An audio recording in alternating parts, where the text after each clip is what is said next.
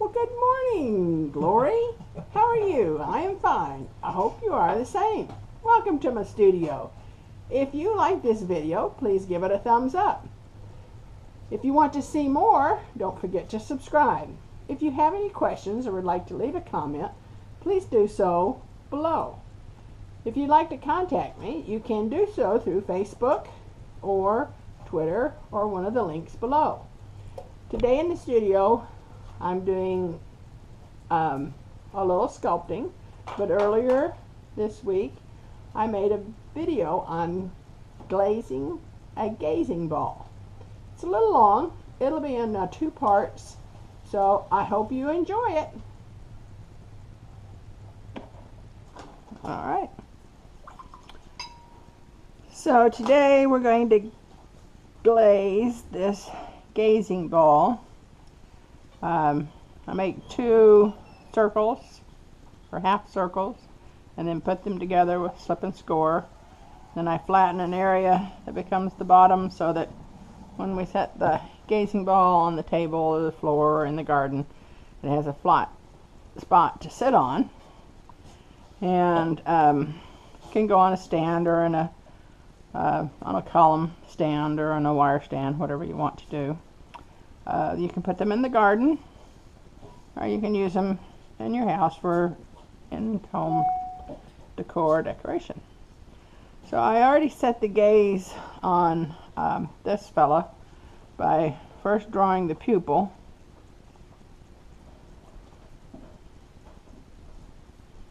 and then I drew the iris by keeping an equal distance from the pupil to the edge of the iris. Then I glazed the eye. So that I have already done, and you can see that it's got quite a few colors in there. There's purple and turquoise and a beige and a bit of a chartreuse, and then there's intense yellow and a lavender. And then I outlined it with turquoise stone so that it's not one color, and it kind of mimics what a real eye would look like. So now I'm going to begin glazing the ball, and on the back I may use an overglaze, or I may just take the underglazes back there. We'll see how I feel. This is an in-stock piece, so I will be putting it on Etsy after it comes out of the kiln. It's not a custom order, but it was one that I did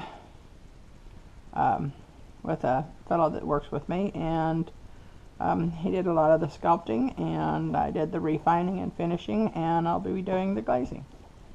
So this, I have to make a choice. So I'm going to just start with some of the lighter colors. That you notice the black lines on it are from an overglaze that was brushed on and then washed back off, leaving the overglaze and all the cracks and crevices. The scoop back and forth on you here. The base coats that I put are usually a lighter coat of glaze, and this is a sand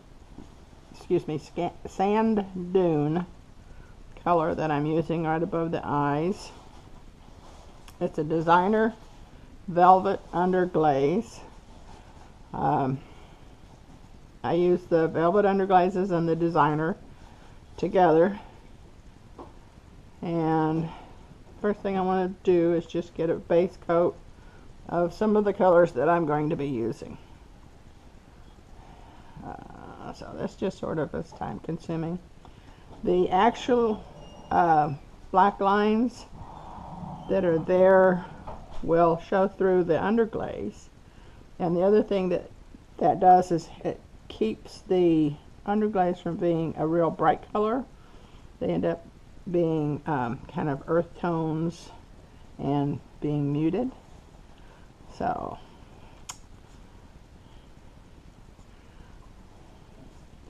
just added a little dark yellow around the nose. And I'm going to pick up some lavender and place it under the eye.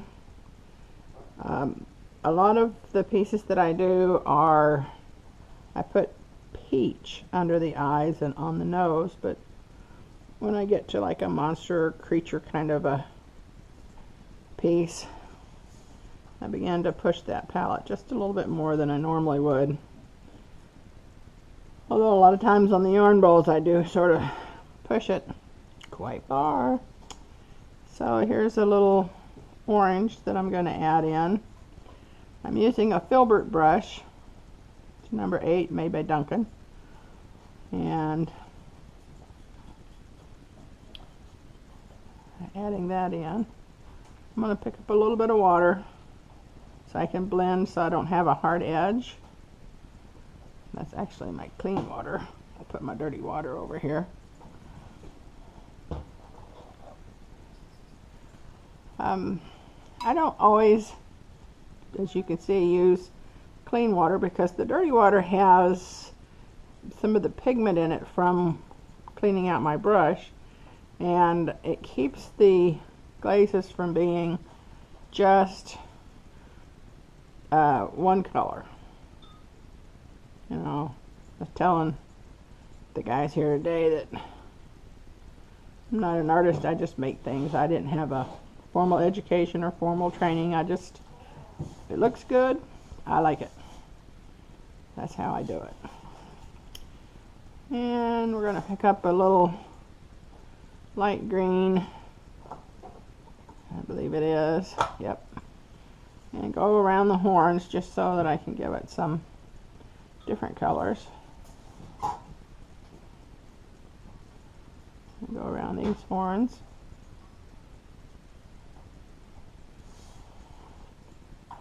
And blend out the edges.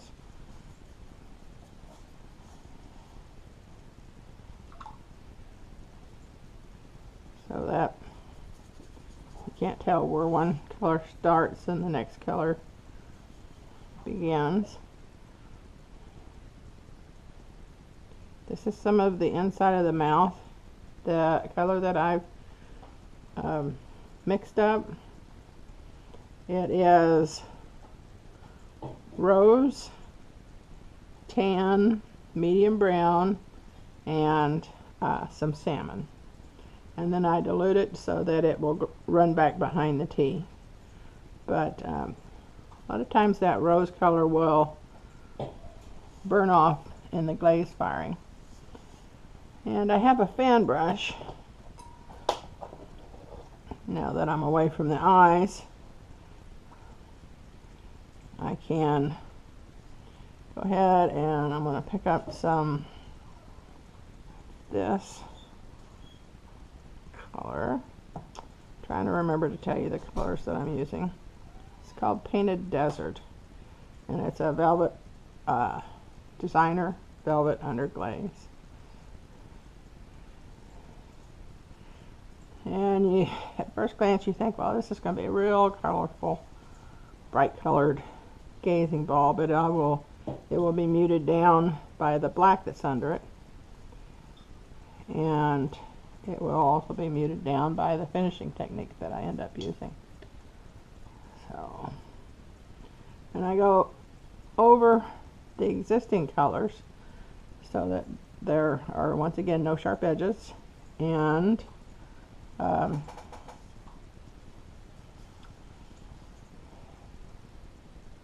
so that the colors blend into each other. Now I'm picking up some water and I'm picking up some glaze, some of the underglaze, and I'm doing a quick wash to put some of that color on quickly. I don't want it thick, I want it sort of just to tint the ball. So, face now has dried quite a bit, so I can hold the fella upside down and glaze that area. And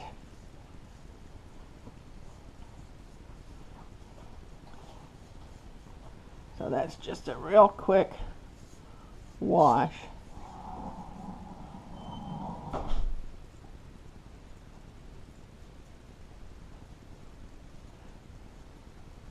And by dipping it in my water that has pigment from glazing all the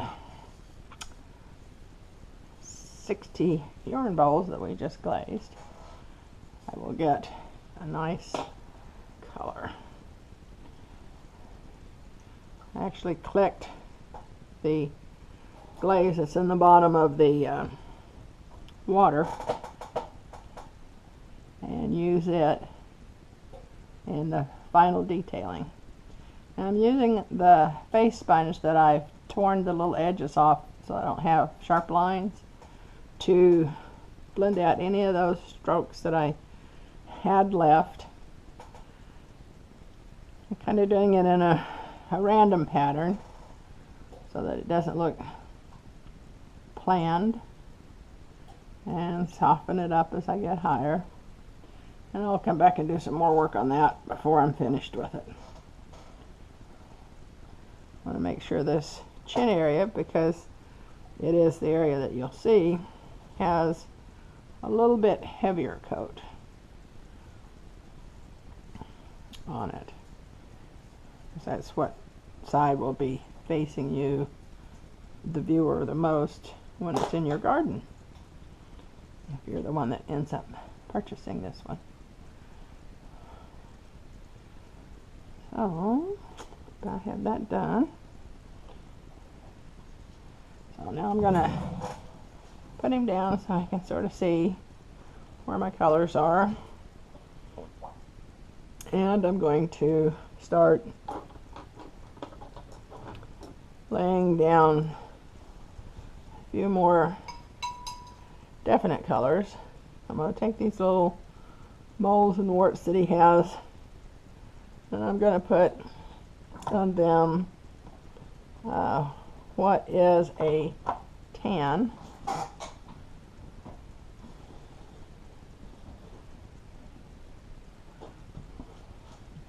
And on his lip, I'm going to use this same tan. That even though this lip, and I usually do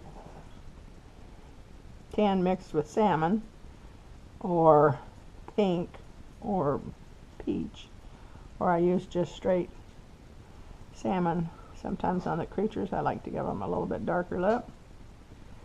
And I'm going to get some of the light red and put it in his mouth on those teeth. And I don't worry too much about if it gets on the lip or the teeth at this point, because I will clean some of that off of the teeth, maybe, because I like to kind of dirty up a monster's teeth. And unload some of that glaze so it's not so strong. I can control the intensity.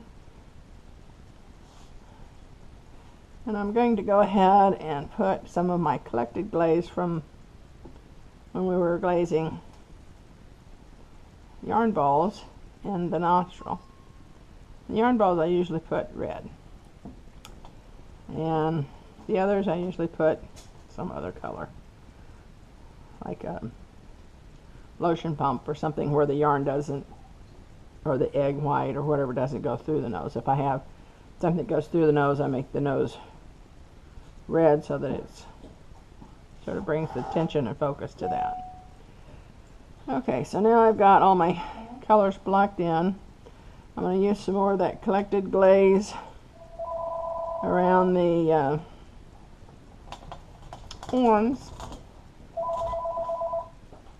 and make sure I get it right up next to the skin so that's down in all the cracks, And now I'm going to take a sponge, wet it, and sort of sponge that off so that it doesn't have, again, that sharp edge that I want to avoid.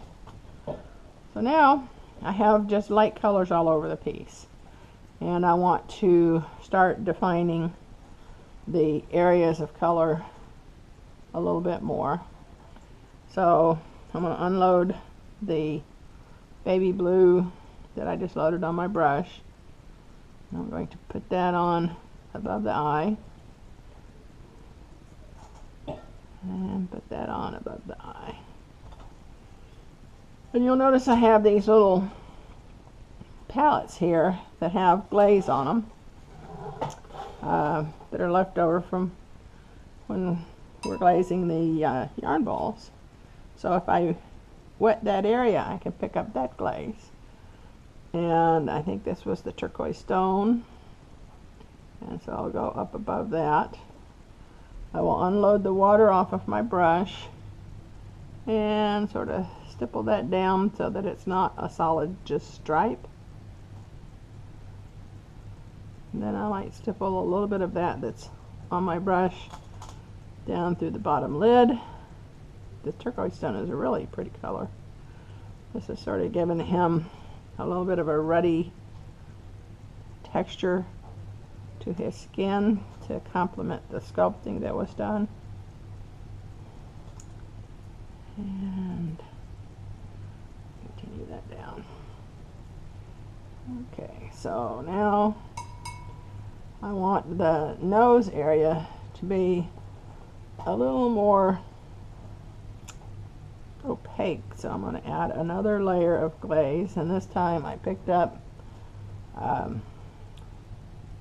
think this is orange.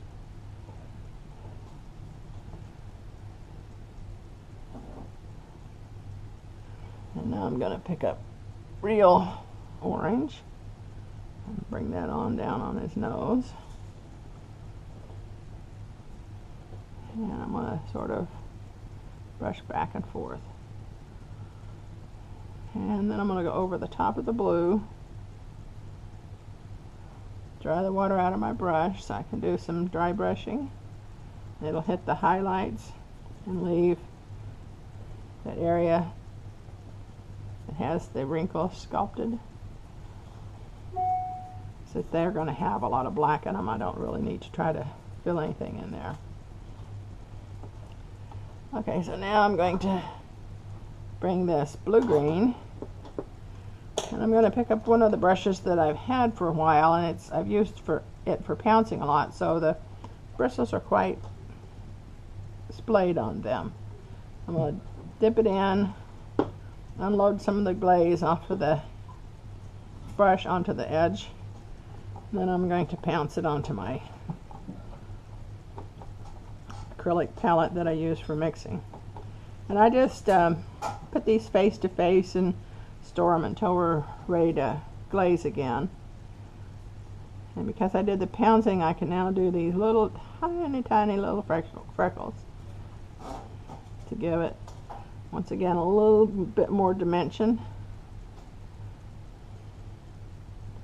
A lot of the dimension is created when the piece is actually sculpted, and a lot of it is created with the different finishing techniques that I use when I am glazing, instead of just, glazing a red face or whatever. I like to add the detail with the velvet underglazes made by Amico, which are it's a great product. And then I'll put a clear coat on here, the gloss, zinc-free clear, when I'm finished, to seal it so that it is shiny. If I didn't do that, then it would have a matte or satin look, which can be very appealing, but I like the gloss on the glazing balls, especially knowing that somebody may be putting them outside. It gives them a little shine. Actually, it gives them a lot of shine. So, continuing this detail, which it would be easy to quit here because I've got this underglazed pretty quickly, but I just like this look. I'm going to follow the little wrinkles that went across his nose to accentuate that texture, and follow this down underneath to accentuate that texture, and then maybe go where this eyelid is a couple of times, back and forth, using the same stippling, following that laugh line, or that line that's made from when you squint. That's out to the side. I go back over these because that's had a little bit of time to dry.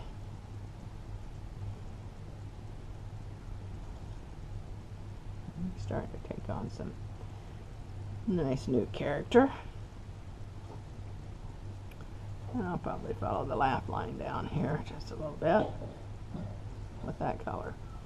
So without cleaning my brush, I have some glazes on my palette. I'm going to dip it in water, shake the water off, and come over here and pounce on some of these.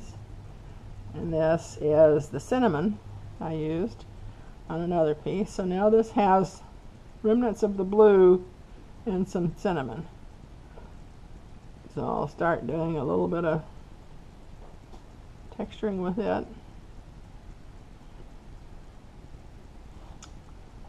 A little bit of texturing here.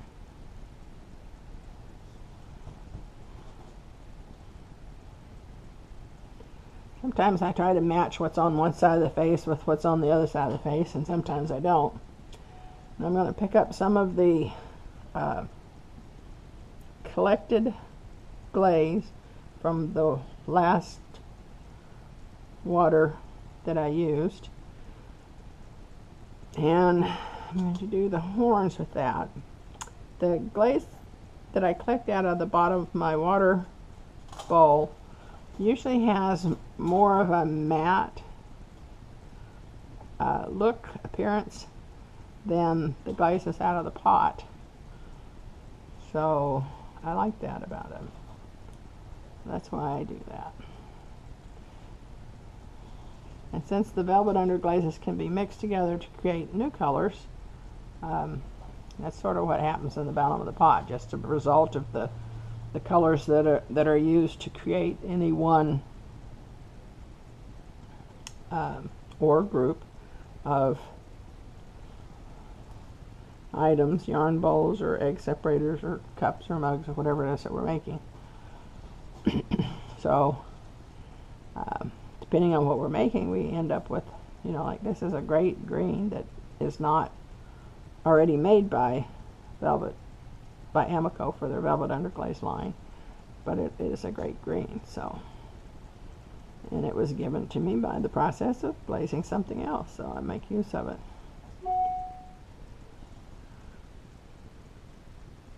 So I'm going to bring this down here. I'm sort of making a line with this because I'm following the lines that were sculpted. And I might follow some of these down to tie that in.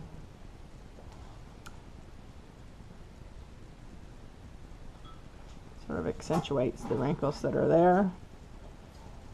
And I'm going to dip it in water, put it on the palette, and unload a lot of that water. Unload it on my brush, and what that did was thin this out. So I can add it to there, and it'll thin this out a little bit. So I have no real preconceived notion as to what I think this is going to look like.